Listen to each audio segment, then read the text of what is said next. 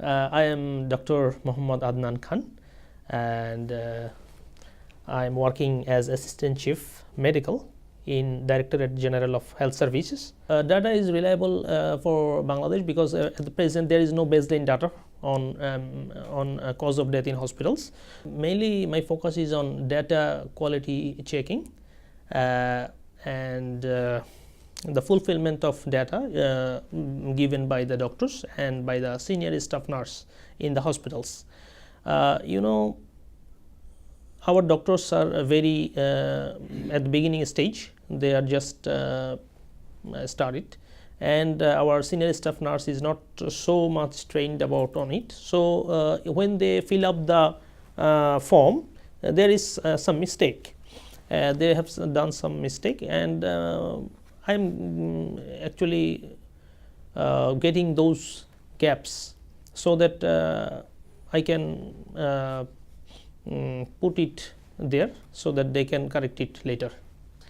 Actually about 20% death occurs in hospitals, but most of because the training was not sufficient, and the doctors are using to write cardiorespiratory failure or cardiorespiratory arrest previously. Actually the cause of death is or actual cause of death is missing. That's why if we want to know the actual cause of death in the hospitals, we must have to implement a medical certification of cause of death there. Without it we cannot get the actual cause of death. That's why it is very important to implement. But if we implement successfully the medical certification of cause of death, the original cause we can get. So if we get the cause, we can take necessary measure by the policymakers so that it should be reduced.